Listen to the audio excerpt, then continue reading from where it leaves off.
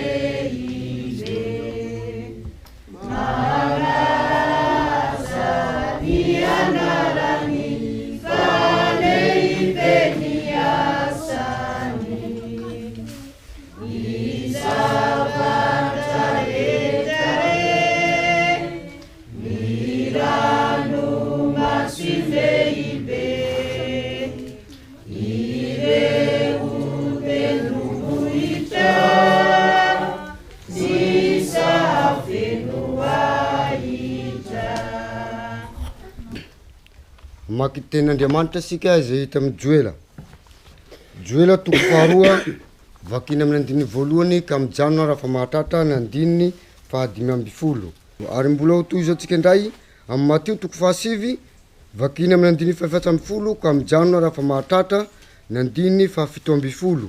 Mateo toko fahasivy vakina amin'ny andininy 7:10 ka mijanona raha fa mahatratra ny andininy 7:10. Raha vao hita dia vakina amin'ny anaran'i Jesosy izany. Tsofy aho ny ziona ny anjomara ary miantsoa mafy ao a tendrombohitra masina, aoka hangovitra ny ponina rehetra ao amin'ny tany. Fa avy ny andro ny Jehova, eny efa atomotra izany. Sy ny mpianatra sy ny jaona ka nanao hoe nahoana zahay sy ny jaona, nahoana zahay sy ny fariseo no mifadianina matetika, fa ny mpianatra kosa tsy mba mifady. Ary hoy Jesosy taminy, moa mahay misaona va ny havany papakatra raha mbola ao amin'ny papakatra, fa ho avy ny anjo izay hanesorana ny papakatra hiala aminy. Mialohan'ny handrosoany ray aman-drenitsika mpianatra dia iarahantsika manao ny hira 470 sy 300.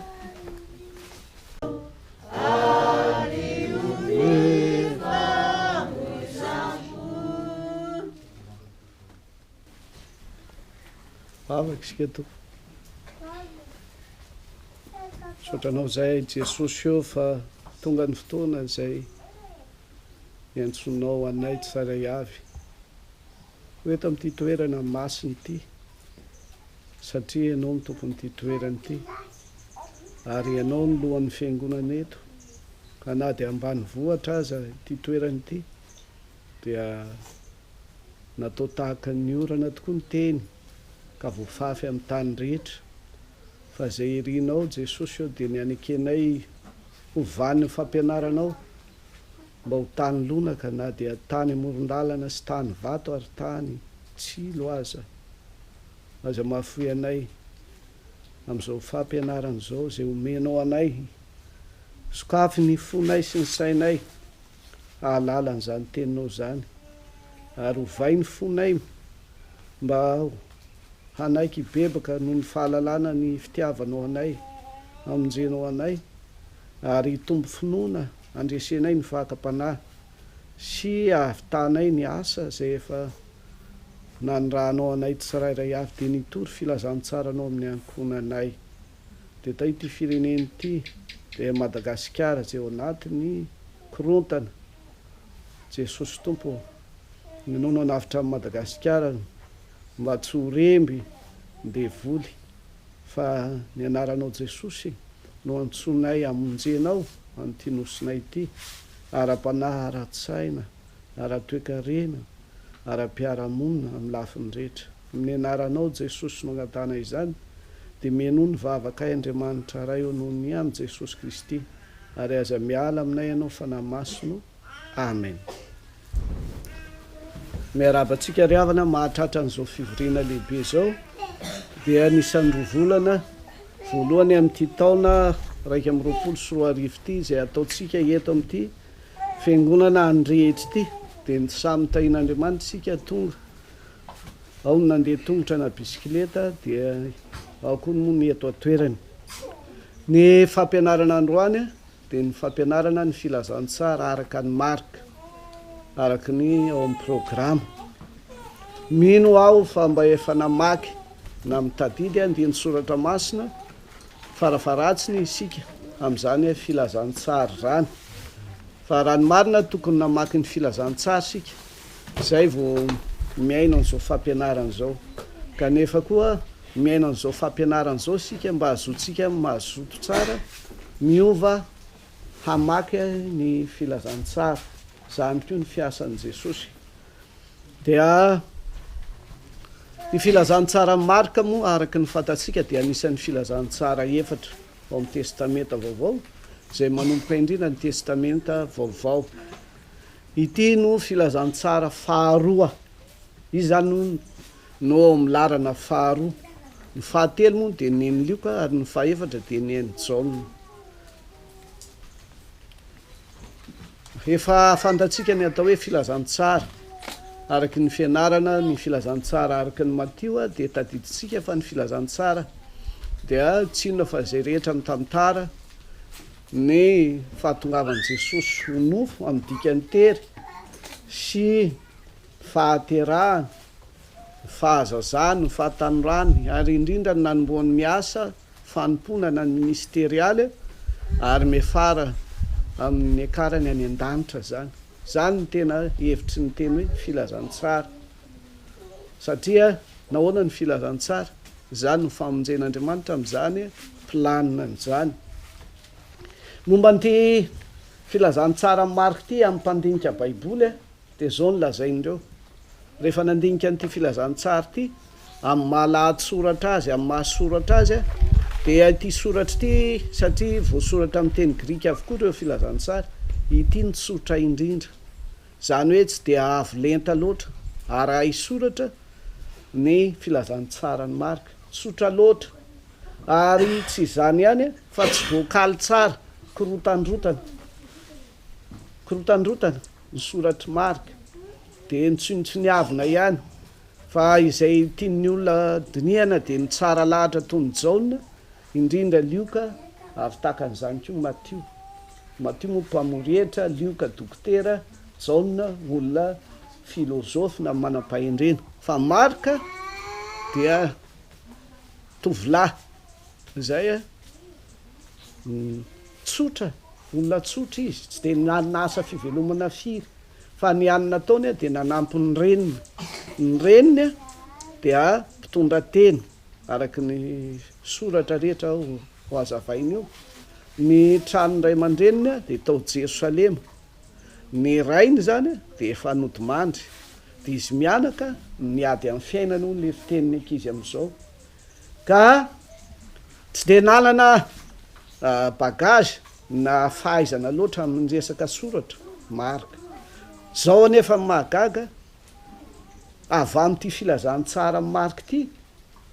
no iangan'ny Matio sy Lioka. Avy amin'ity filazantsara marka ity, zany hoe zay lazain'ny Marka no hitarin'ny Matio sy ho hitarin'ny Lioka,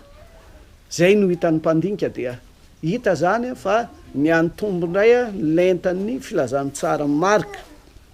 Ny Matio, Marka, Lioka moa no atao hoe filazantsara sinoptika, zany hoe manana zay itovizana, ireo telo ireo, fa i Jaona kosa tsy mba sinoptika fa manana zay maha izy azy manokana. Ny voalohany zay ho azavaina eto dia zao fampianarana ity. Amin'ny maha fampianarana azy Jesosy no mampianatra antsika, solitenany ihany ny tenako, fa izay kendren Jesosy amin'ny fampianarana de ny anovananao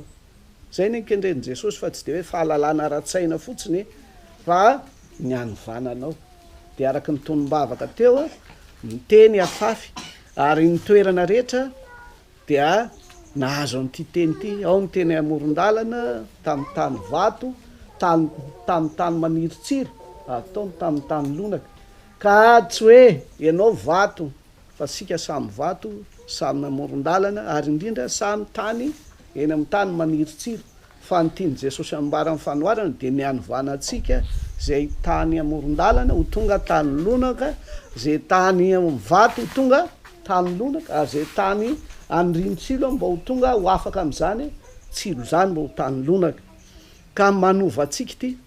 zany hoe mampibebaka atsika io ny fanovana tadiavin'i Jesosy voalohany amin'ny fampianarana mampibebaka atsika rehefa malala amin'ny fitiavan'Andriamanitra sika de mampibebaka atsika dia tsy mibebaka ihany tsika fa milainy Jesosy hitombo finoana ka ny fampianarana am'izao de mampitombo ny finoana fa raha tsy mitombo ny finoana tsy mandresy an'izao tontolo zao sika io zany tena tanjona farany amin'ny fampianaran'i Jesosy de ny andresen'ny kristianina aniza an'izao tontolo zao zay zao tontolo zao zay de zao rivotra iainantsika zao rivotra iainantsika zao irentsika amin'ny vaovao ny rivotra aretina arety mandringana tsy resinao zany ny rivotry ny korotana politika me mafy be atao Madagasikara satria araky ny vaovao maly de nisy maty ny mpianatra atao amin'ny barika dimy atao tamatavy de ho ratsy ty raharaha ty rehefa manomboka misy maty voatifitry ny miaramila tamin'ny basy zany rivotra zany mampikorotan-tsaina ny tsy manana an' Jesosy fa rehefa mandeha fampianarana dia mahery ny finoantsika de mandresy an'izany korotan-tsaina zany de ary ho jerentsika hoe iza marina moa ny tena nanoratra nyity filazantsara ty dia ny valiny de tsy de mora fantatra loatra izy rehefa tena didina ny antony le mpanoratra tsy mba nilaza tahaka ny Paoly hoe Paoly manoratra nyity fa maninona izy ny tsy milaza dia ho hitatsika fa hainy marka tsara fa Jesosy tsy mba tia fisehosehoana averiko tsara Jesosy tia mba tsy tia fisehosehoana amin'ny mahirak'Andriamanitra azy ka na dia manao asa mahagaga azy izy de nampainginy ny olona azalazazaina amin'ny olona zao zavatra zao ka izay koa no nananany Marka rehefa nanoratra ny epistiliny ny filazantsara ny azafady dia nafeniny ka dia na de nafeniny aza de ay ihany ka iza no fitaovana nahalalana azy de ireo ray aman-dreny mpiangonana anisan'izany le hoe mpampiasa atao hoe ray aman-dreny mpiangonana eo amin'ny tantaran'ny fiangonana ity mpampiasa ity dia naman'ny Jaona apôstôly izy ny naman'ny Jaona apôstôly mpampiasa ka i Jaona apôstôly mahalala tsara ny tantaran'i Jesosy dia ny namany ity rehefa nresahan'ny Jaona zay nanoratra ny filazantsara de nanjary nahalala hoe ny nanoratra ny filazantsara de tsy iza fa Marka ka ho hitatsika eto zany ny alalantsika rehefa mandeha ny fanazavana hoe tena Marka tokoa le izy faharoa lazaina manaraka de ny anarany iza ny anarany Marka ny valiny Jaona Marka iza hoe Jaona Marka ity le ahitantsika namantsika Jean Marka fa maninona kay amin'ny maha jiosy na hebreo azy de anarana nomen'ny ray aman-dreniny izany Jaona zany ary araky ny vaky teny no vakina teo amin'ny Joely io ary amin'ny andininy farapara no vakina io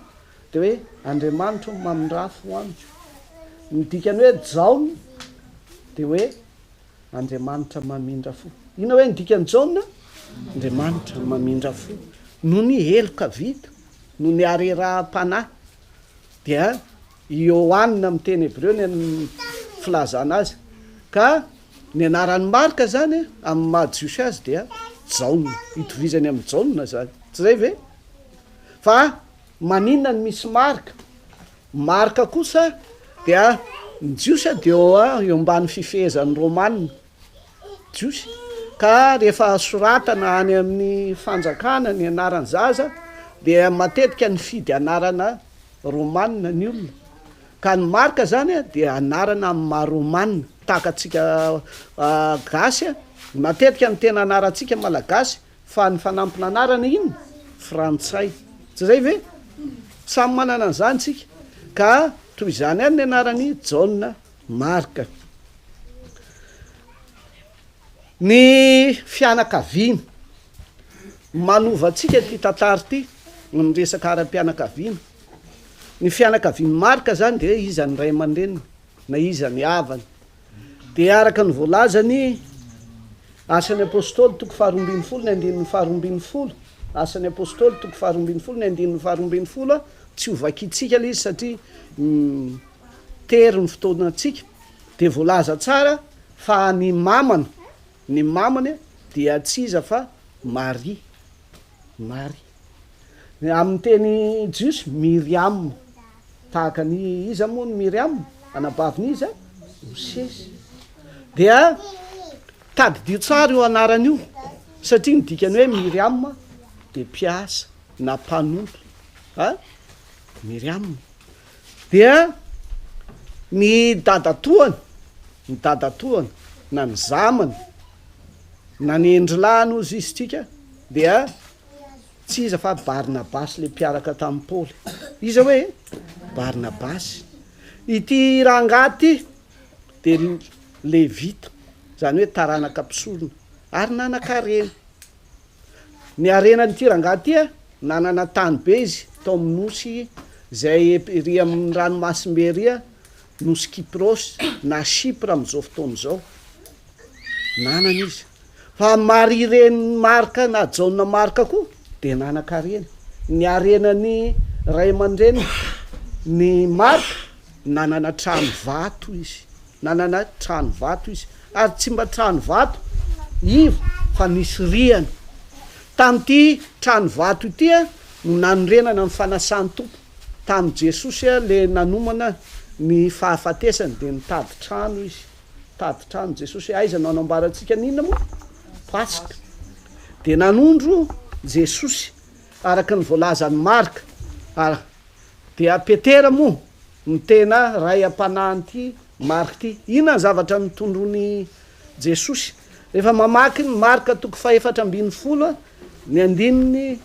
fahatelo amby folo isika de zao ny zavatra hitao amin'ny anaran'i Jesosy makanesa any an-tanàna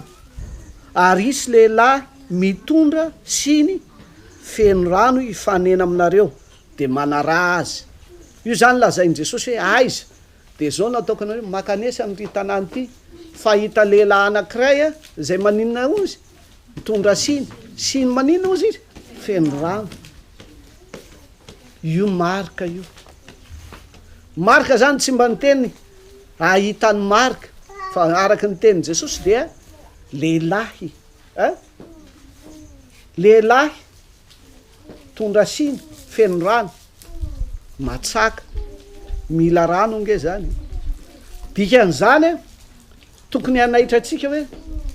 fa maninona ny lehilahy fa tsy vehivavy mitondra siny de izy mianaka ihany tsy nananabavy izy nanam-bola ihany satria manatrano Marie reniny fa Marka tia manompo ray aman-dreny na de zanaka azy ino lesona be amin'ny Marka raha olona tia maninona izy manompo mety esony vehivavy mpatsaka izy azo antoka tsara lehilahy be matsaka rano fa tsy nirarainy Marka zany tsy nirarainy fa noentiny foana ny siny ary ny siny tam'izany roa ihany ny karazana siny taloha ny siny voalohany de hitatsika fa le siny vato io nosolona bombonina am'izao fotoana zao vato ary lafo vidy be satria vato voapaika fa ny siny fangalana rano siny hoditra de mba manandrama moa maka hoditra baingy de ataovy siny de iny no loloavana rano sahirana tsy zay ve mitete fa hainy tsara mamboatra azy de atao ohatr'izao fa tsy azo loloavina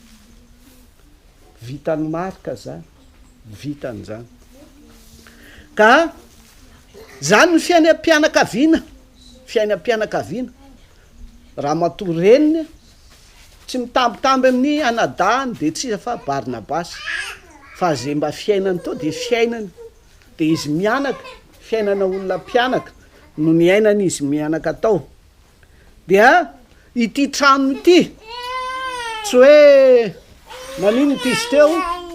nanaovana ny fanasany tompo voalohany fotsiny fa voalohany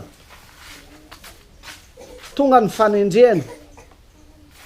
dia ao ny kristianina no miafina vo maty Jesosy de taon'ny mpianatra no miafina ny vory ary faharoa rehefa tonga indray ny andro pentekosta de nitoroteny Petera de ny samborona de ny gadray intsika tsara ny tantara de efa afaka gadra Petera de aizany namonjy ao am'ireny Marka inona ny lesona sy fampianarana am'izany tena natao trano ho fanompona ny olon'Andriamanitra ny tranony Maria ren'izy reny Marka asa ny tranontsika na manahoana trano azo elofana ve rentsika tamin'ny teny teo a ianao Andriamanitra ny fialofako trano azo elofana ve anomezana sakafo mena fisena any Petera avy ngiadra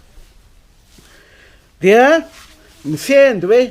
Marka ny solondray zay efa nodimandry zay karakara any Maria reniny zay ary momba ny fianakaviana fa ara-pianakaviana koa tsy ho adino de ny firazanany Marka de Jiosy izy Maria Jiosy Barnabasy Jiosy fa ahoana na tonga n'ity Jiosy ity ho tonga kristianina zay indray no toeny na tonga n'ity dia araky ny rentsika teo Marka tsy mba nisan'ny olona vahoaka tamin'ny Jesosy nitoroteny de mba nanaraka an' Jesosy fa izy tao Jerosalema fa oviana Marka niona tamin'ny Jesosy de araky le nilazaina teo hoe tam'le anao an'lay ikarakara an'lay pasika voalohany teo no fantatry Marka Jesosy zany hoe herinandro mahery eo ihany no fakalalan'i Jesosy sy Marka foy zany ity le tonga am'le hoe amin'ny ora faha 1:12 vao nantsoina ity rangaty satria rehefa avy mitondra rano Marka nitondra an'le mpianatra dia nentina tao am'le nentin'ny Marka tao an-trano eo izy vao fantatra eo izy vao mahalala an' Jesosy ko dia iza ny tena nanova azy satria Jesosy ampijaliana ho faty rehefa ve tsangana amin'ny maty nanova azy de tsy iza fa Petera apôstôly no nanova azy ary izy ny taona hino an' Jesosy dia zao nolazain'i Petera voalohany 5:5 Marka zanako zay nolazain'i Petera ao amin'ny epistily Marka zanako dikany hoe zanaky Petera de zay tian'i Petera ambara de zanany ara-panahy zanany ara-panahy ka rehefa lasa kristianina Marka dia jereo tsara fa i Paoly ndray Paoly nitaona azy hiaraka amin'ny Paoly sy Barnabasy dada toaka izy hoe niaraka voalohany Paoly sy Barnabasy inni Paoly inni Marka Barnabasy dada toana Paoly sy Barnabasy ndeha hitoroteny any Antiokia tanànany Lioka Antiokia tanànan'iza Lioka ary any no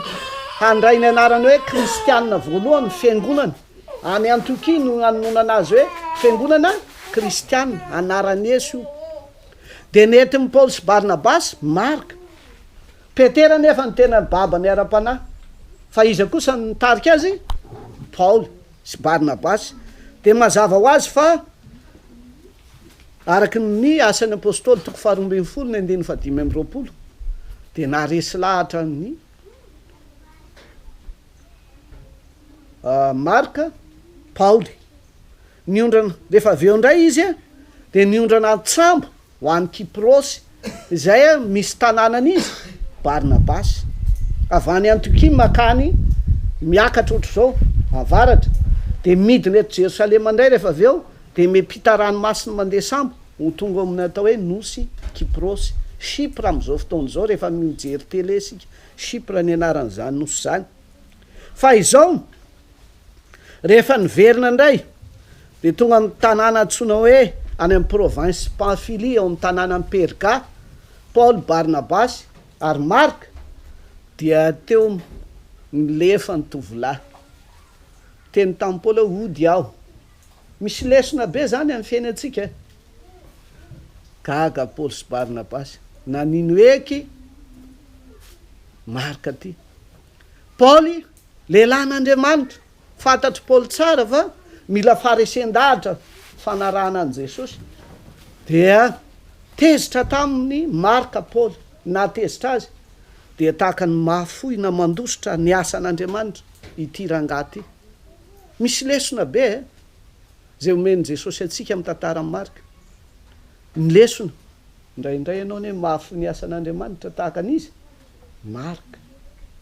mety nahatonga Marka afoy an'izany de nyzay mamako sahirana tsy zay ve de lasa Marka niverina nakany Jerosalema ho any amin'ny mamana ay ve lehilahy ohatran'izany no manoratra an'ity filazantsara ty de ho ianao hoe tsy mendrika izy tandremy fa nibebaka izy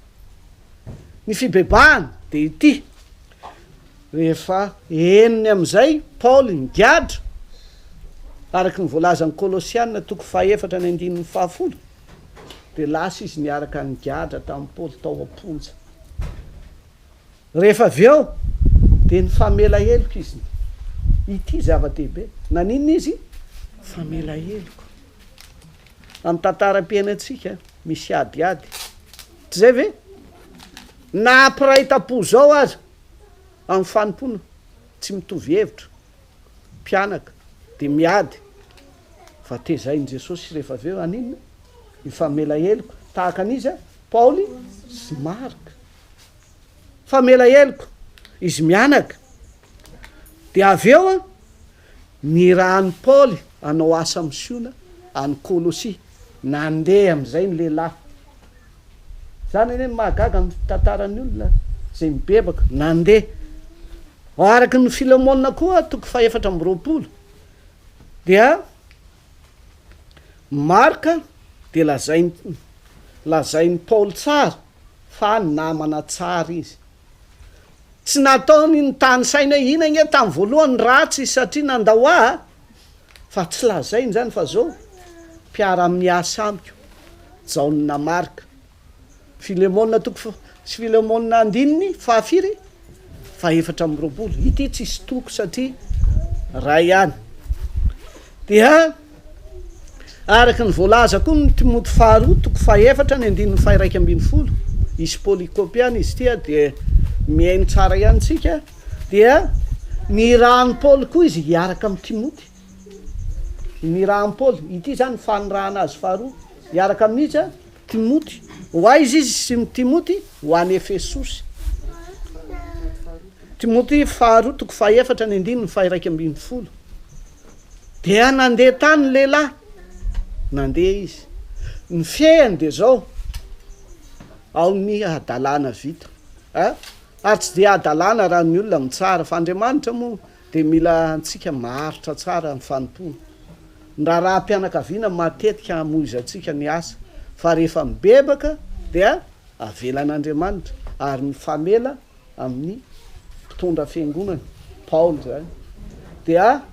ny tena anehoana fa voavela heloka de maninona manaiky irahiny manaiky irahiny dia zay momba ny taomanazo kristiana indrindra ny fanompony Marka ary ny hafarany Marka dia nomeny Petera andraikitra Petera mpanjono lasa mpianatry Jesosy na apôstôly Petera de tsy de lasa lavitra loatra amin'iny soratra fa Marka kelikely ihany no ainy de azao no natao Petera satria zanany ara-panahy ny atao hoe zanaka ara-panahy tsy mitondra anao anatao batisa fotsiny fa araky ny enitsika eo amin'ny fanaovam-batisa dia manara-maso an'le vita batisa ny ray ara-panahy ny ray amin'ny batisa ny reny amin'ny batisa fa tsy hoe rehefa voalaza ao moa lazay pastora hoe raha sanatry iny maty ny ray aman-dreny de nareo ny ikarakara azy tsy zay fotsiny fa na mbola tsy maty ny ray aman-dreniny de ny fikarakarana andrasana amitsika ray ara-panahy na reny ara-panahy de ny fanabiazana ara-pinoana tahaka natao amin'ny Petera tamin'iza Marka dia mety ho sahira ny Marka nahoana za zay mbola tsy tena mahay manoratra loatra no menao an'ity fa izao ny farisendahatra ny Marka rehefa fantatro fa Jesosy ny mampiteny anao ataoko ity de nanao izy dia tsy maintsy lazaina am'izay inona no antony nanoratana an'ity anoratany Marka sy Petera an'ity Petera zany eo fa Marka no maninona manoratra fa Petera tsy hoe eo mandrakariva indraindray izy mandeha asa misiony any fa zay efa mba vao tantara amin'ny Petera no sorata Marka ny antony voalohany a nanoratana ny filazantsara Marka raha olona dia ampaherezana ho Petera ampaherezana andreo kristianina miaritra fanenjehana mafy isan'andro any Roma zay filazantsara Marka de natao fampaherezana aniza kristianina maninona io reo kristianina eo hiaran'iny fanenjehana satria tena eo ambavany lioana raha ny fitenenany satria izy no Roma miamperora de ny kaisara zany kaisara zay tsy tia Kristy na mpanjaka vaovao hifaninana aminy Kristy de mpanjaka ny dikan'izany ary mpanjaka avy any an-danitra zany zay ny dikany tsy mila an'izany nenjehany fa izay tena nanenjika koa de tsy iza fa ny jiosy any tahaka ny nanenjehan'ny jiosy tamin'ny andron'i Jesosy any Jesosy sy tany Jerosalema reo kristianireo de anenjehana hatrany Roma zay nino an Jesosy Kristy dia onena izany na i Paoly na Petera zay samy niarahan'izy Marka dia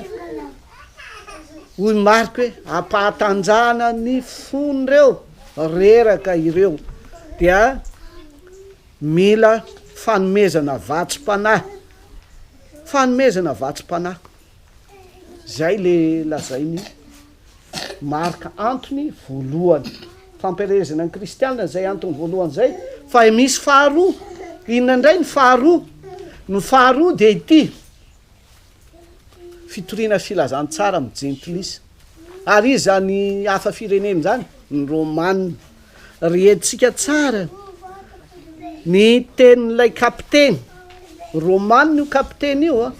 ao Marka 5:12 rehefa tena maty Jesosy ny kapiteny nitazana tsara nahita ny zavatra rehetra ny aiziny ny tselatra zay nandre ny teniny Jesosy rehetra teo inona nataon'ilay kapiteny Romanina rehefa tapitra ny eny Jesosy tena ka zanak'Andriamanitra tokoa ity lehilahy ity zany mahagaga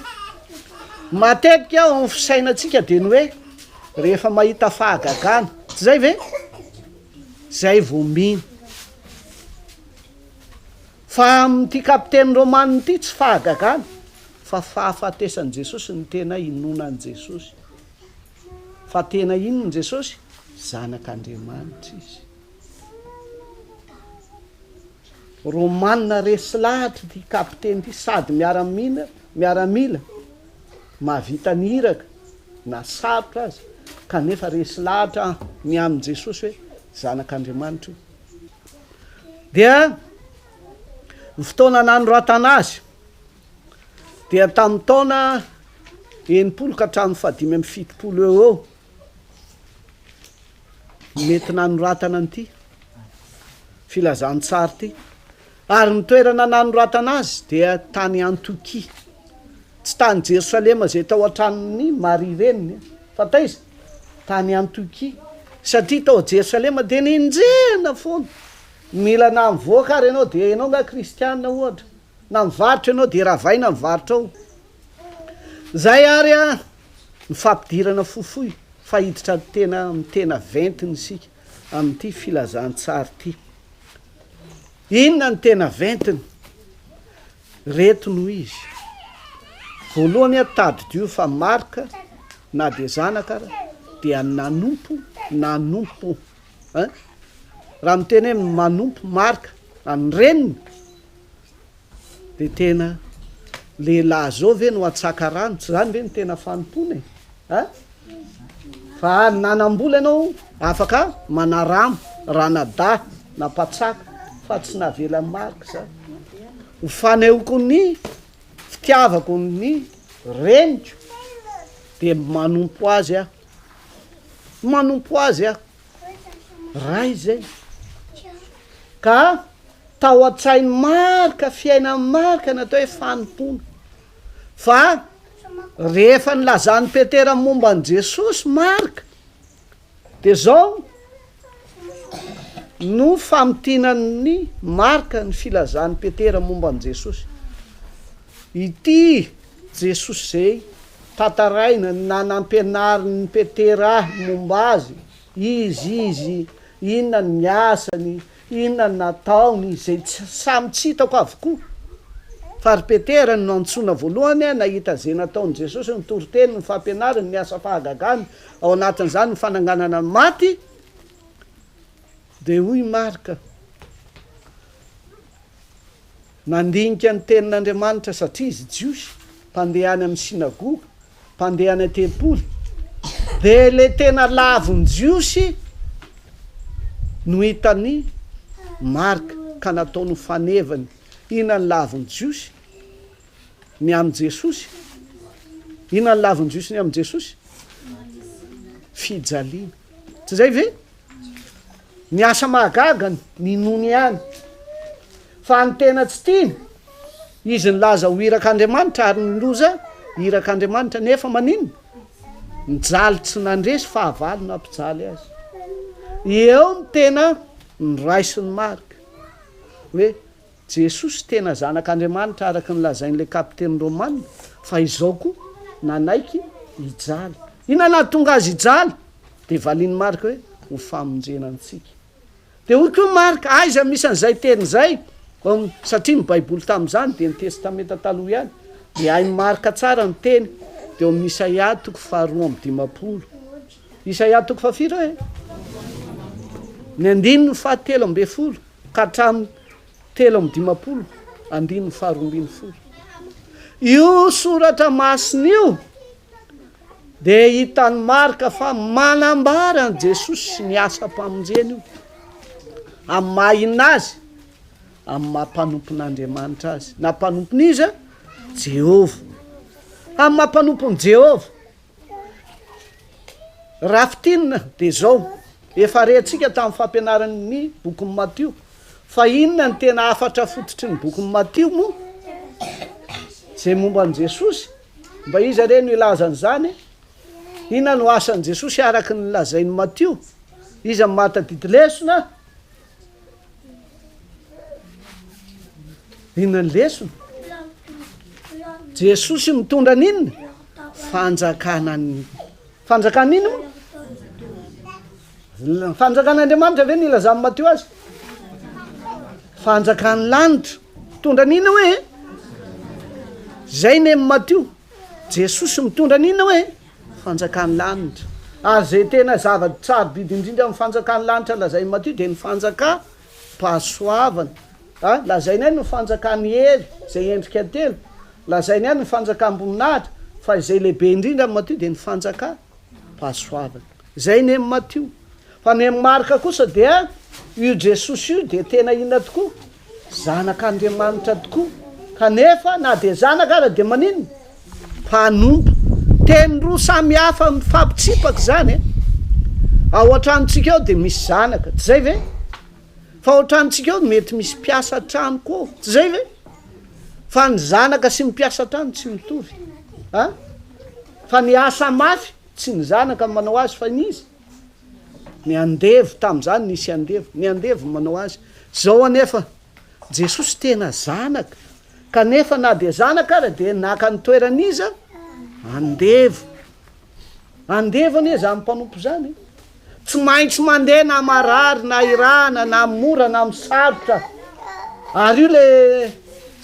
le nilavo marka kely io tamin'ny Paul sy Barnabasy ndehody afa malahelo amin'ny mamako zay ve fa rehefa mibebaka izy nandeha na de hiara-giadra amin'ny Petera izy amin'ny Paul moa azafady Paul ao tranomaizina zany no tena ventikevitro mifototra amin'ny teny zay lazainy eo amin'ny Isaia hoe mpanompon'i Jehova izy ary zany teny rehetra zany mila haitsika am'izao fampianarana zao zany reto ary ny andiny soratra masina ao amin'ny Isaia zay milaza ny am'ilay hoe mpanompon'i Jehova zay lasa fony Marka reto Isaia 2:7 ka hatramin'ny 7 voalohany Isaia 2:7 ka hatramin'ny 7 Isaia 7:7 ka hatramin'ny 7 koa de Isaia 15:7 ka hatramin'ny 7 ihany de le farany teo efa voalaza de ny 2:7 hatramin'ny 7:10 reo natao hoe tonokalo tokony ho taitra kely sika maninona ny lazaiko hoe tonokalo fa tsy faminaniana fa raha mamaky ny Isaia mpaminany de inona daholo misoratra ao anatin'izany Isaia mpaminany zany faminaniana fa ity mpanompon'i Jehova ity nanoratra an'ireo andiny soratra masina zany hoe naka ny anarany Isaia fotsiny izy nampitondrainy any Isaia ny anarany fa tsy zay ny tena anarany de inona nataony ty rangaty tonokalo fa tonokalo tsy tahaka ny tonokalotsika fa tonokalo Andriamanitra nanome fanahany hanaovany an'izany tonokalo zany taiza nanaovany zany tany Babilôna tany amin'ny fahababona taiza hoe nanaovany tany Babilôna fa naninona tany amin'ny fahababona ny Jiosy na ny Israely babo inona ny antony na babo azy ny fahotana tsy zay ve fonizy tany Jerosalema teo ny tempoly inona ny fahotan'ny olona efa fahazara-pona sisa mivavaka fahazarana fotsiny hoe fanajana ny andro sabaty fifadikaniny fahafolo-kareny zay nampianariny fasy eo sendram-bazany sisa koa ny etsika mamonjy fivoriny godrogodro rovolany tandremo ilainy zany fa mety ho lasa inona fahazara-pona ka ity fahazara-pona ity de lasa tsy akasitrahan'Andriamanitra de ny tena fahotana nanompo Andriamanikafa fahotana koa eo amin'ny fiarahamonina manan-karena nanindry ny mahantra tena tsy tiany Jehova zany mampijaly ny mahantra ara-tany ny mpiasa mpanjakana solon-tenan'ny Romanina nampahory jiaby noho ireo fahotanin'eo na tonga ny Jehova hoe efa nananatra mbola tsy nentina indray fananarana baboka any Babilôna rehefa tonga tany Babilôna tomany am'izay reo inona nampitomany andreo reo voky ara-tsakafo ny mpiasa tena nahita asa tahaka ny anao andeha any Frantsa tsy zay ve raha mpanao kiraro ianao taloha raisin'ny olona any tsara mpanao kiraro ary mahazo olo fa izao nampitomany andreo lavitra ny tempoly tsy afa nanao inona intsony nanatitra fanatitra ary ninondreo fa ao Jerosalema mipetraka Andriamanitra lavitra n'Andriamanitra ray zao nefa ianao any amin'ny tany mandroso be de nitomany teo amorony renoranon'iza moa Babilôna tomany de tonga ity lehilahy ty nilaza hoe no ny fahotanareo na tonga an'izao ka zao no ataoko ty lehilahy ty hitory fibebahana ho anareo a ary ny eloka vitany razantsika na izay sisa velany na isika tonga aty de hoentiko eo anatrehan'Andriamanitra tezitra ny olona gadrainy olona tirangato zay efa mitomany mbola latsainao koa giadry ianao ary nanaiky giadry izy de rehefa atao ampigadrana atao tsy haiko aloha ny any ampigadrana eto Mahajanga eto na misy tahaka an'izay lazaina ato fa izay lazaina ato dia mampalahelo. Inona ny zavatra lazainy Isaia 5:5 ny anaran'i Jesosy ny lamosiko natolotro ho amin'ny mpikapoka ary ny taolako ho amin'izay manongo baoka ny tavako tsy nafeniko tamin'ny henatra sy ny rora. Amen. Ianareo tsara angambozay lamosiko natolotro an'iny kiapo zany hoe atao ampigadrana atao tsy hoe migadra de bolokina fotsiny menoty azo fa isan'andro torturena ozy izy mivazaha. Inona natao hoe torturena? Atoloro ny lamosinao de ny olona hokapohana ve indraindray manolotra lamosiny fa Isaia 5 natolony tsara ao ato kapohana ary any amin'ny tolany araka le tantara eto fa maninona izy manaiky de ity no ahavonjy atsika zao ataoko zao ainy marika tsara zany ranga te hanavitra amin'ny fireneny amin'ny alalan'ny fitondran'ny eloko ny hafa tandindron' Jesosy zany raha olona sady voakapoka lamosina ny taolana ary naninona ny tava no raina tiatsika ave mindrorany matetika misy mandrora namana na fahavady de mandrora ry fa ity ny mandrora tonga de any amin'ny tava. Jesosy de nanaiky anompo an'Andriamanitra ho famonjena atsika no latsainy izy zay ve no anapijaliana tamin'ny kapoka izy no niny naneke nitondra ny elotsika fa isika de babo zay ny sary iainatsika raha ny tokony ao anatin'ny fanjakam-pahasoavany sika de any amin'ny fahaverezana zay ve ny fahababona misy atsika ratsy ny fahababona tany Babilôna ratsy fa hoy Jesosy manao hoe izaho mihitsy no ilanja ny elokareo fa ity rangazy nanao tonokalo efatra ity tsy mifatsihana tamin'ny hazo fijaliana tsy nilaza an'izany izy tena maty tokoa ty rangahy ty no nikapoka nahazo azy fa Jesosy kosa nanolotra ny ainy hamonjy atsika izy nanolotra ny ainy teo ambony hazo fijaliana. Raha fitinina ary zay lazain'ireo teny tonokalo efatra reo de zao no azo lazaina zay tena tao am-pony Marka voalohany tahaka an'ity nanao tonokalo efatra ity de nahatsiaro soniny izy fa nofidian'Andriamanitra nofidian'Andriamanitra lazainy tsara nofidian'Andriamanitra izy ianao an'izao asa zao. Faharoa dia Andriamanitra io de naniraka niraka mpanaovin'Andriamanitra hitsarany zao tontolo zao hitsarany Babilôna zay namono nandrava tao Jerosalema namonony jiosy tao dia ny sisa tsy maty nentina akany Babilôna hitsarany Babilôna ozy ary hitondra ny tenin'Andriamanitra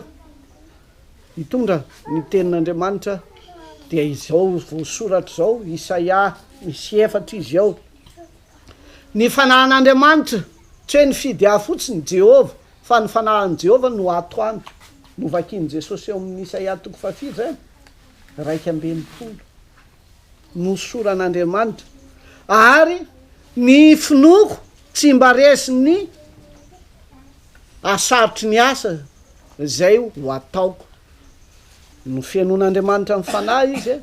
azany fanahy masiny zany namorona finoana ao aminy ary zany finoana voaforony zany mandresy an'izao tontolo zao izy an'izao tontolo zao ny fitiavatena fa raha olona ty tena ty mpanoratra ty tsy nahavitan'izao de tahaka an'izany ko jesosy tsy tia tena izy ka tsy sanatry tsy anaikirahana fa andresy an'izao tontolo zao nandrana azy ho famonjenantsika ka samy hita teo amin'ny fiainany ty lehilahy tany babilôny ty ny fahalehibazana lehibe ara-pinoana izy tsy natahotra kapoka sy fahafatesana nagadry izy zany nge ny tena lehibe fa ny amintsika ny vola amin'ny maranga tsy zay ve fa amin'ny soratra masina inona ny mahangeza ny finoana fa tsy hoe tsy matahotra ny fahafatesana fotsiny fa mino ary mandresy an'izy nyzao tontolo zao fa ny fahadimy de ity nanaiky mitondra fahoriana izy araky ny teny amin'ny Isaia 7:dimapolo mitondra ny aretitsika izy zay ve efa mamaky ny Isaia 7:dimapolo sika io ny filazantsara ny atao hoe filazantsara de fitondrana aretina ianao ny tokony hitondra aretina sy fahafatesana lay olona anankiray nanolo tena hitondra ny aretinao sy ny fahafatesanao zany ny filazantsara fa tsy mba zany ny filazantsara ny secte filazantsara de fahazon-javatra efa marary ady tsy maintsy sitranao jesosy sitrana zany ny filazantsara ary mety manana n'zany fotokevitra zany tsika raha tsy mitandrina tsy zay ve fa ny filazantsara dia fitondrana ny aretin'ny hafa noho ny tsy fitiavatena mba hamonjena azy dia hanavitra ny Israely no iraka mpanaovina azy na ny jiosy zay babo de neny jesosy hanavitra anao zay babo ny fahotana ao anatin'ny fahafatesana ary toy izy io anjakan'iny heriny devoly hanavitra atsika jesosy ary rehefa aveo hitondra fahazavana ho an'ny jentilisa hitory filazantsara hitory filazantsara zay ary no ao an-tsainy Marka zay tenin'Andriamanitra zay ka hitany fa izany tena mahatateraka ny lazainy io rangaha io na nataony na nanekeny ho gadra jesosy koa de any fanevany ty boky ty ny ivony boky ty de eo amin'ny 7:5 inona zay 7:5 ty inona moa mifaneva amin'ny Matio tadiditsika fa ny zanak'olona ozy izy manino zay le zao zay le Marka zay fa ny zanak'olona tsy tonga mba hotompoina fa mba hanompo ka hanolotra ny ainy ho avitra isolona iny maro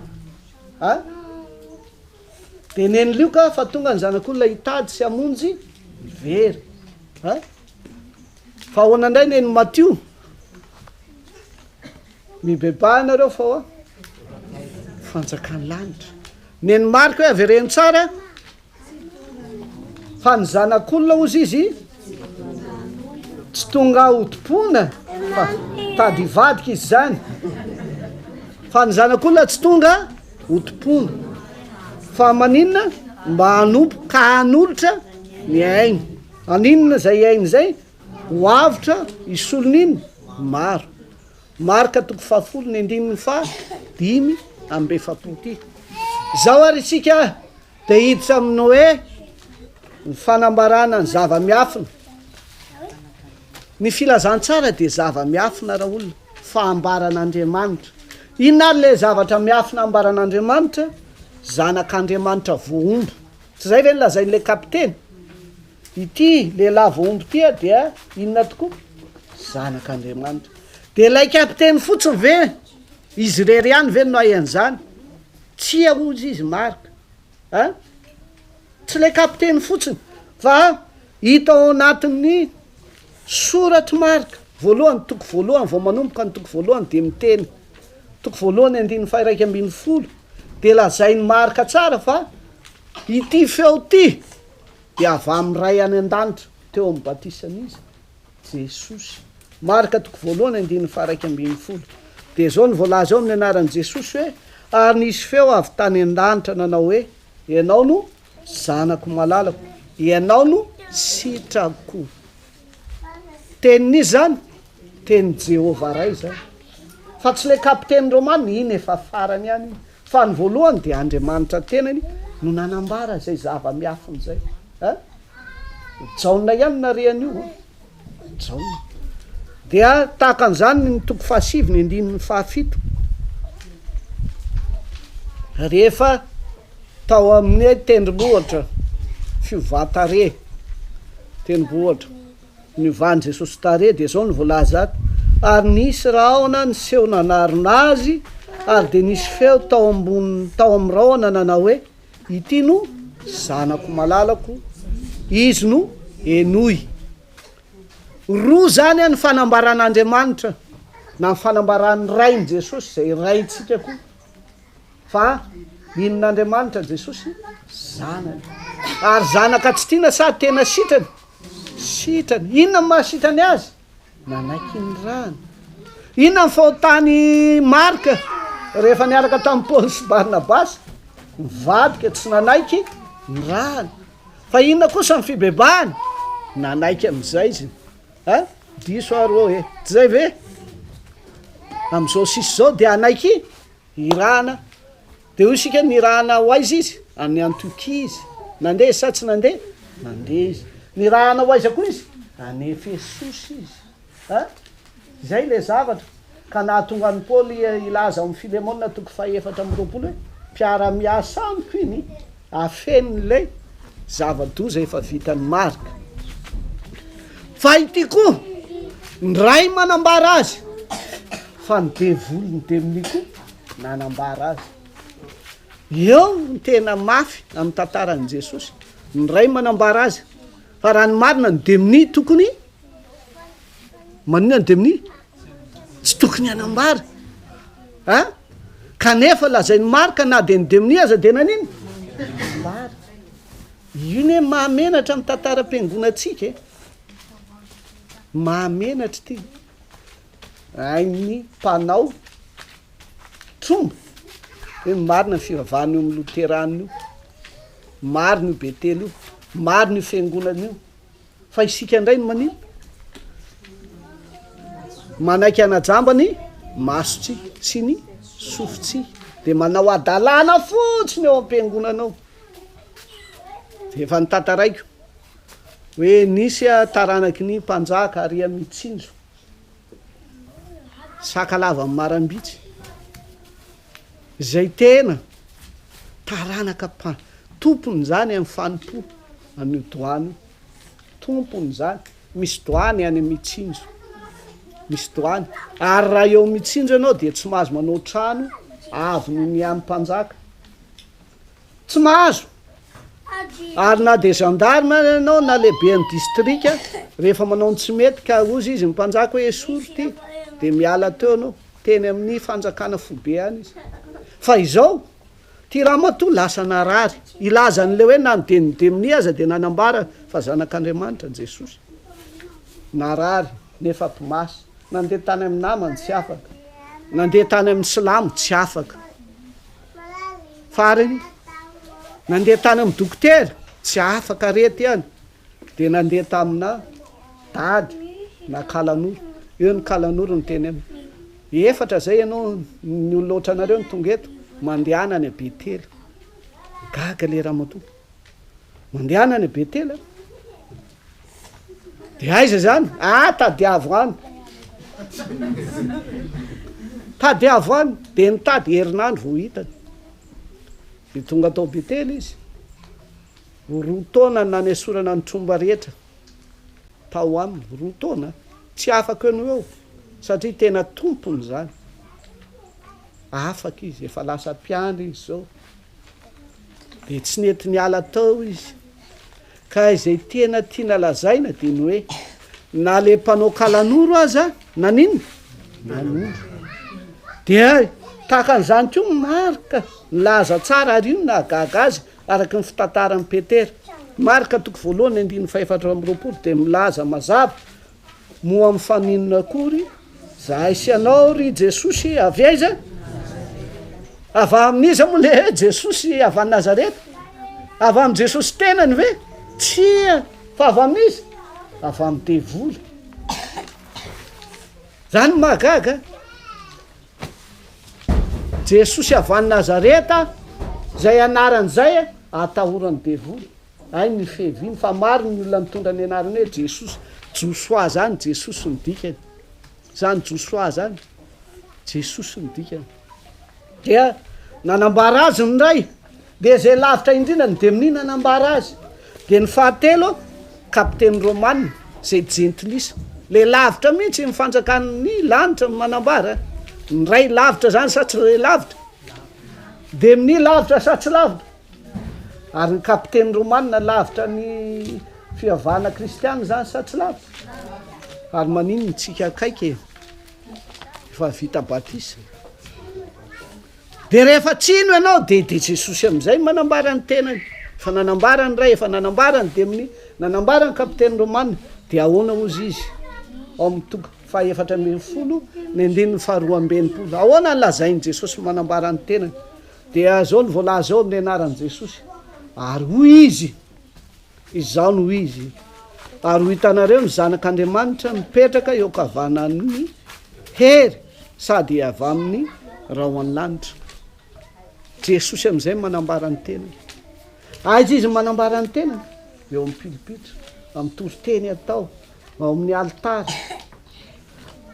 mamperitreritra atsika reo ny ray de ny jentilisa izy am'izay jesosy dia izy andresy lahatra amin'ny fanambaran'ny ray de amin'ny kapiteny jesosy marka ka raha vao nanoratra marka de mifaresen-dahatra amin'ny mahazanak'andriamanitra ny resahan'ny marka zao ny voalaza ny marka toko voalohany ny andininy voalohany vakinareo marka toko voalohany ny andininy voalohany de zay faresen-dahatra marka zay lazay ny voalohany izy andray no amaky ary samba miaraky tsika zay na miaraky nareo ndao ary tompo marka toko voalohany ny andininy voalohany amin'ny anaran' jesosy miaraka tsara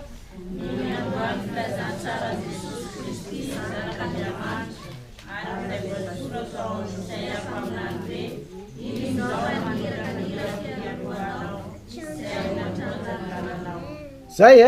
andininy voalohany zay filazany tsara aniza hono ny soratany marka jesosy kristy filazany tsara aniza hoe jesosy anarany mahaolona azy kristy amajiosy azy nilay ny rahan'andriamanitra ny mesy fa izao tsy nohony jiosy fa izy nilay mesy de ozy izy marka tena mesy io ary mamesy azy zanak'izy zanak'andriamanitra ino kendreny zao fampianarany zao ny ray manambarany jesosy de mini aza manambara azy ny jentilisa manamboninahitra azy manambara azy nefa nanombo azy tamin'ny azo fijaliana ianao ve mba afaka anambarany jesosy hoe izy mitondra filazany tsara kristy izy ary tena inona zanak'andriamanitra ny hery ny filazany tsarany dia mahery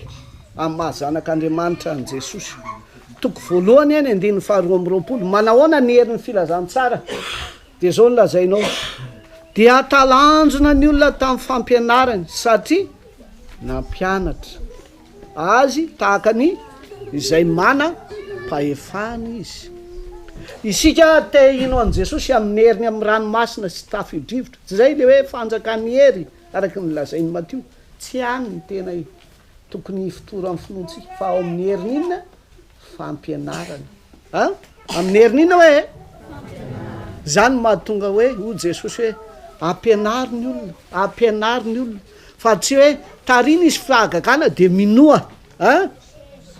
tandremy tsara mitoriteny fa ao amin'inona ny firona ny finoana amin'ny fampianarana na de tsisy fahagagana de amin'inona fampianarana mba tany sao kely hoe ny olona mibebaka tsy nisy fahagagana akory iza ny olona mibebaka tantaraina tsisy fahagagana marka tsy hoe marary na nisy de mini de sitrana rehefa nesana fa tonga de tsotro zao rehefa ozy izy petera zany hoe mahalala n'izany jesosy zany de tonga marka tonga de nanaiky hoe za koa manaiky zany teninao zany. Azonareo na de tsy nahita azy azy fa maro nahita azy nefa tsy nino fa iza tsy de nahita azy firy fa nahitany marka azy tao an-tranony Maria le nanao inona fanasany tompo vita amin'ny fanasany tompo de nandeha am'izay jesosy ho tsaraina ampijaliana tonga de maty efa tsy eo tsony nitsangana tamin'ny maty indray zay vao hitan'izy marka tsangana fanondrony tsy hoe nitsangana fanondrony fa niseho fanondrony zay vao hitan'izy marka zay ihany nahitany marka azy ninony aza miandry fahagagana zay ve aza mitory-teny hoe ny fahagagana no inona fa ny fitoriteny la zao jesosy fa izy no Kristy zanak'Andriamanitra zanaka izy ambony noho ny anjely izy toko 7:10 ny 2:30 manana fahefana mela heloko izy ity manana inona fahefana mela heloko io tena zava-dehibe amin'ny maha zanak'Andriamanitra ny Jesosy toko 2:10 zay izy vao manamarina ny fampianarana amin'ny alalan'ny fahagagana fampianarana aloha sany fahagagana no alefan'ny marka fa matetika rehefa mamaky baiboly mampianatra de rehefa avy eo mampianatra Jesosy de ny fahagagana manamarina n'inona fampianarana averiko ndray mpandeha ity sarotra kely fa ho azo any lazay ny filazany tsara hafa tahaka ny Matio maninona izy aloha mampianatra izy ao amin'ny toko 5 ka hatramin'ny toko 7 maninona izy mampianatra izy manao fanoharana momba ny fanjakan'Andriamanitra be dehibe izy zay vao manao inona fahagagana ohatra hoe nampianatra tany 3 andro izy nampianatra inona fahagagana nataony tany anefitra namoky ny olona 5,000 izy zay dia manamafy tsara ny fampianarany am'izay zay famokisany olona 5,000 fahagagana zay fa neny marka tsy zay ny mifanohatra am'izay neny marka inona zay mifanohatra am'izay manao fahagagana izy aloha zay vao maninona mampianatra io naresy lahatra amin'ny marka tamin'ny tantara amin'ny Petera na ampiorina amin'ny finoana manao fahagagana mbola ampianatra ihany izy ka izao ny boky marka ny boky marka raha olona no boky feno asa ny Jesosy indrindra averiko ndray mpandeha ny boky Matio ny feno fampianarany Jesosy indrindra fa ny bokin'ny Jaune feno ny ady hevitra be indrindra fa ny bokin'ny Luka no ny tantara atsipiriany fiainan'i Jesosy amin'ny marka tsy mba misy filazana amin'ny fahaterahan'i Jesosy fa ny marka ny asa fahagagana rehetra nataon'i Jesosy io no tantarain'ny marka mahagaga zany rehetrarehetra zany ity ny boky izay atao hoe boky ny asan'i Jesosy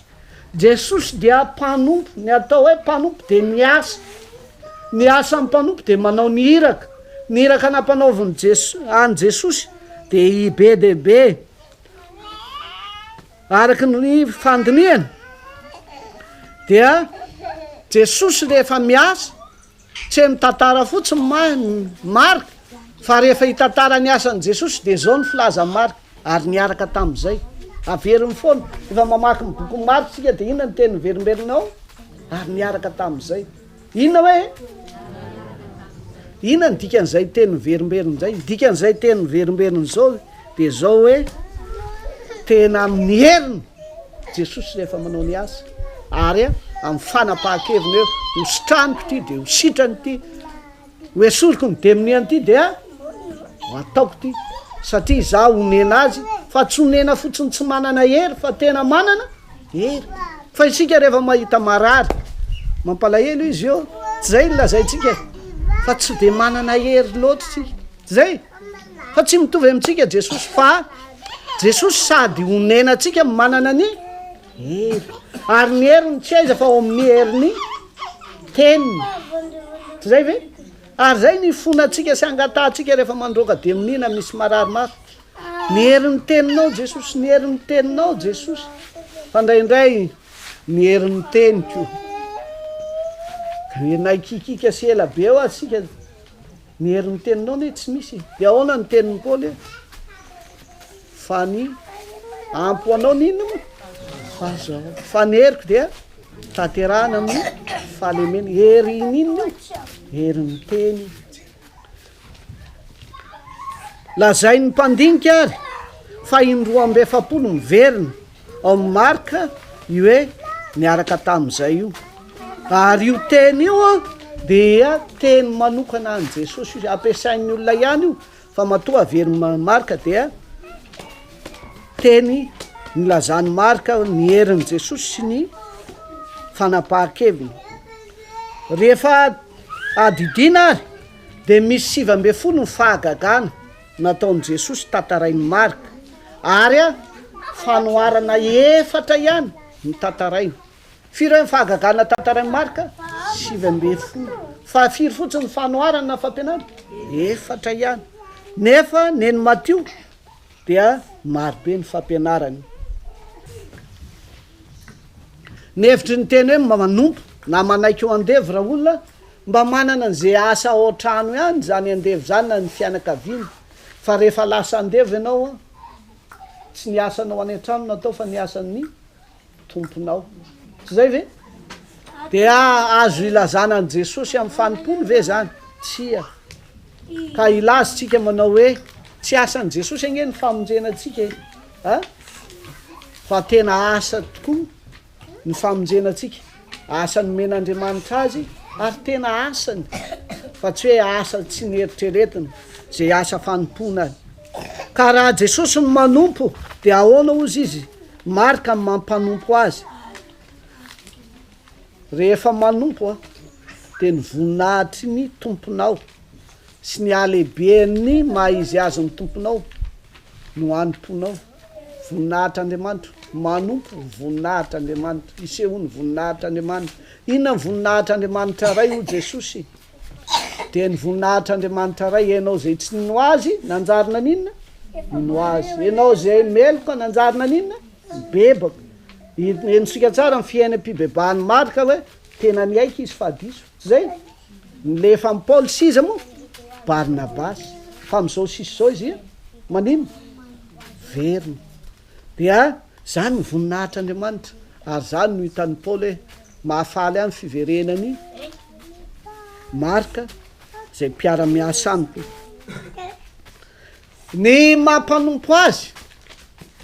ndraindray ny andevy zany rehefa manao ny asan'ny tompony tsy niherin'ny rehetra tsy zay ve tsy niherin'ny rehetra raha asa tokony vita ndray andro dina nataony andevy lalaoviny de ataontsika hoe ny 2 andro vao vita tsy zay ve raha mpanao journée ozy izy ny any amary voaizay na mpanaovinao asa tsy mitovy amin'ny karaha-matapaka mety aitsika avao zany tsy zay ve ay ny any majambo zany fa neny Jesosy rehefa miasa de manino amin'ny heriny tokoa ary hery mihoatra noho ny fahita mihery mihoatra noho ny fahita zay lazay ny teny baika hoe surnaturel asehony mihitsy Andriamanitra manompo azy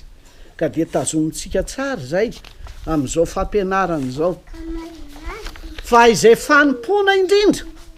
tsy ny fanaovana fahagagana sy ny fanasitranana tsy mananganana ny maty tena fanimpona zany fanimpona zany fa ny fiaretana fijaliana inona hoe inona hoe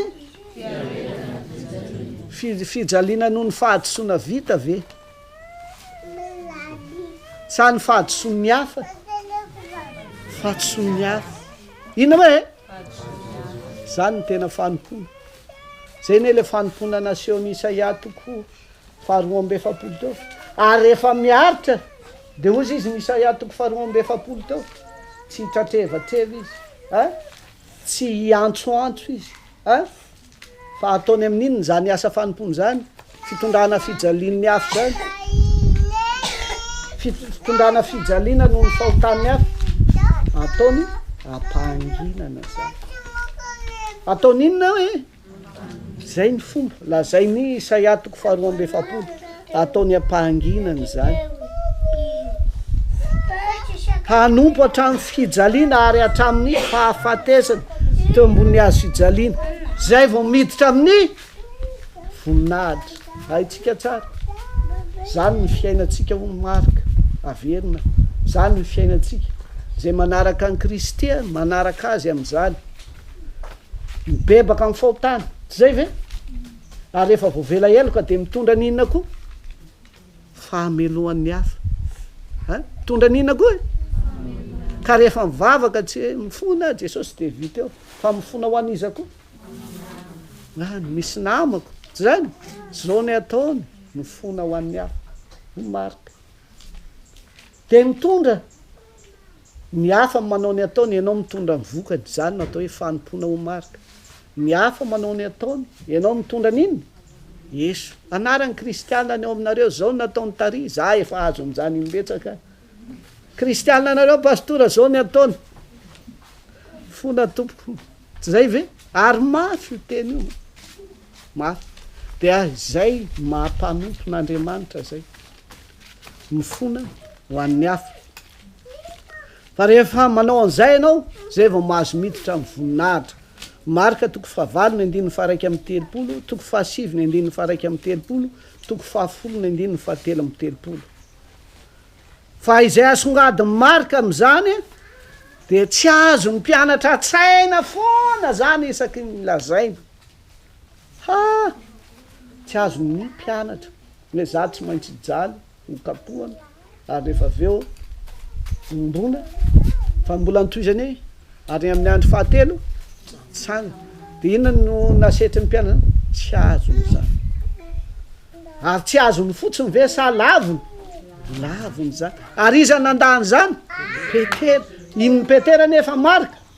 ray ny ara-panahy azonareo tsara lavitsika zany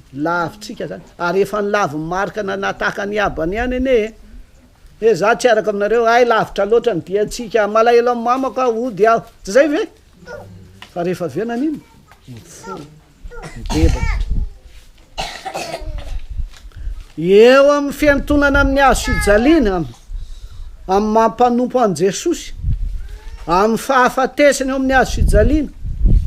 no voafantatry ny mpianatra am'izay eo voafantatry ny mpianatra ny zanak'Andriamanitra voaomby tamin'ny hazo fijaliana ary tena fantatry ny mpianatra ny dikany teny rainy manao hoe izy no sitrako izy maninona hoe teniny teo amin'ny batisan'i Jesosy zany zay vao azo ny mpianatra hoe sitrak'Andriamanitra ny hafatesany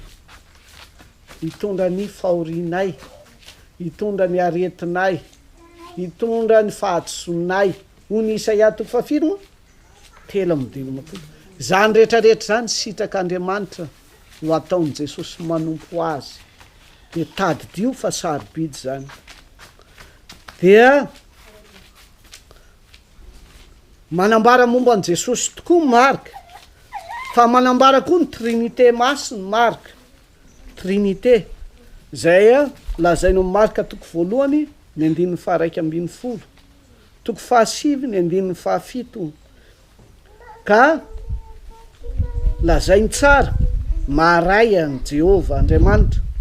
lazainy tsara mazanaka azy dia ny rana ary lazainy koa ny fifandraisantsika amin'ny Jehova ray zanaka ny rana amintsika mba vakitsika kely ary ny 1:1-15, 1:1-15 mba vakinareo kely Marka foana tsika tsy mivezivezy zao ao azy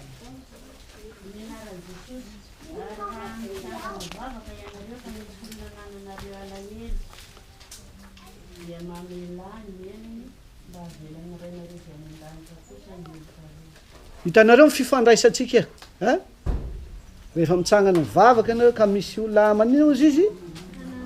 de mamelany helony mba amelany ny ray leloka reo mba ny ray zay mba vakio kely ary ny toko fahatelo ambe folo ny andininy faharoa amby telopolo toko fahatelo ambiny folo ny andininy faharoa amby telopolo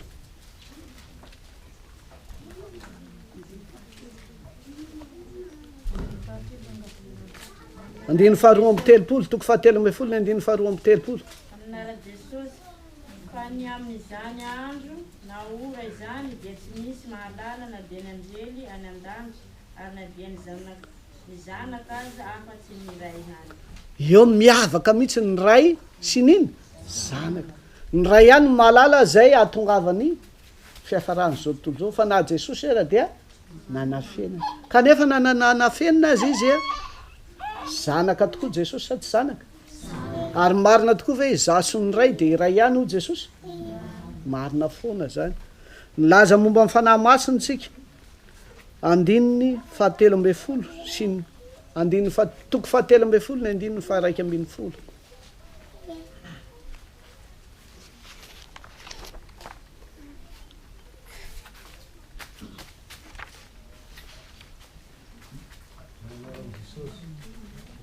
raha mitondra anareo atolotra izy dia aza manahy raha teo izay milazainareo fa izay teny omena anareo amin'izay mora izay izany no holazainareo fa tsy hianareo no iteny fa ny fanahy masina. Amen. izany Andriamanitra trinitaire ray zanaka fanahy masina zany manana fifandraisany amintsika ve manana izy ary zay tena ifandraisany amintsika dia amin'ny fahoritsika zay ve lazainy hoe ny fanahy no ampiteny atsika rehefa anatika fitsarana eo mijentilisa isika zay momba ny trinité tsy hoe miantona any fotsiny fa monina atao anatsika monina atao anatsika fiainatsika tahaka ny fiainan'Andriamanitra sy ny ray sy ny zanany ary ray sy ny zanaka ao amin'ny fanahy masina no tahaka an'izany koa ny fiainatsika dia iresaka farany momba ny famonjeny sika satria io zanak'Andriamanitra manompo dia hitondra ino famonjeny fa tsy hoe zanak'Andriamanitra manompo tsy mitondra famonjena sanatria famonjena dia lazainy marka tsara io no atrehan'ny marka io satria marka ao amin'ilay fanasany tompo tao an-trano ray aman-dreniny manatrika an'ilay fanasany tompo hoe sa tsy manatrika manatrika izy hitany tsara ve jesosy hoe ity fanekena vaovao amin'ny rako tenin' jesosy hitany sy henony sa tsy hitany hitany tsara zany ny tantarainy ao amin'ny toko fahafolo hoe ny fiainany ny ainy ho avitra isolo ho avitra isolo niny maro le efa nylazaina teo marka toko fahafolo ny andininy fahadimy ambe efapolo ary ny rany dia lay rany fanekena lay rany ina moa ahoana ozy jesosy ity rako ty misotro ty anareo zay manina fanekena rehefa eo amin'ny alitara dia ataoko natao amin'ny pastora zay ahoana ozy izy pastora vaovao amin'inona rako marka toko faefatra ambiny folo ny andininy faefatra amby roapolo zany zany hoe zay ny fanavotana antsika fa izao zay fanavotana zay ho an'izy rehetra sa ho an'ny maro fotsiny ho an'ny maro ho an'iza hoe ho an'iza hoe nefa ahoana ozy izy nijaonina toko fahatelo ny andininy fahena ambiny folo fa toy izao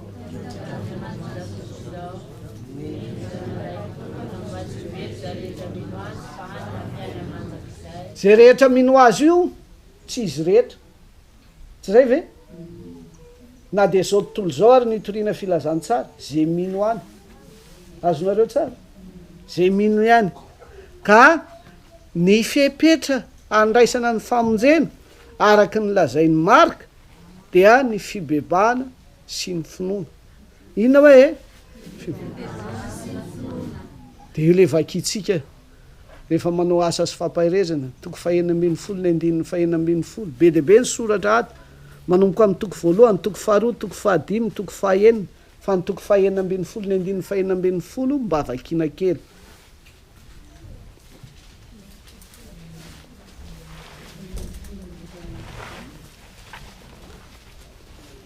ao raha matora sonambiny modestine toko fahenina ambiny folo ny andininy fahenina ambiny folo teny mamitsika vakitsika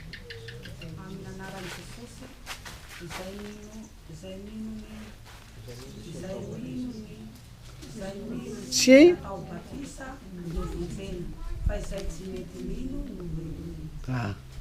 zay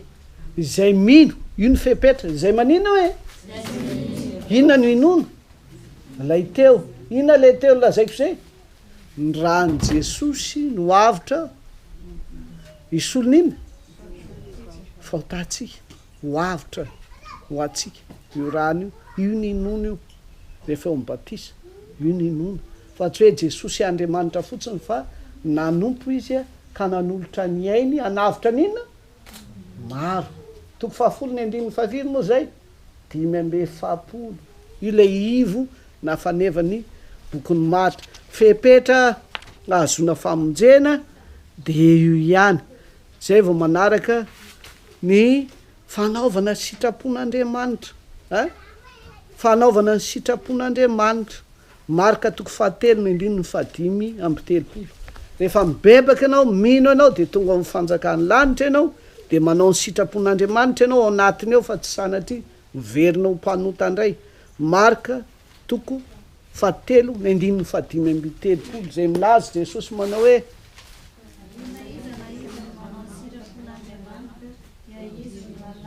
sy anabaviko fa manina tsy nasiny hoe ray zay manao sitrapon'andriamanitra no inona koa raha lahiko anabaviko arina fa nakay izy dadany hitanao hoe misy dikany ty dada ity natao hoe ray de mpanome fampianarana natao hoe ray de tsinona fa manome mofo zay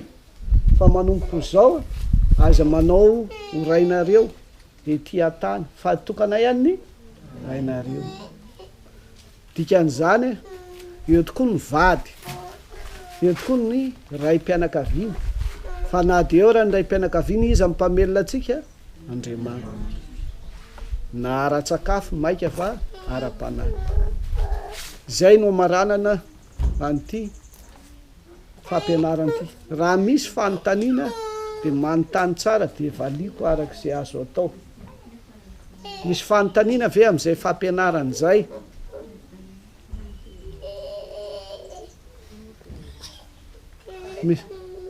misy fanontaniana ve mazava tadidy sy hoay ve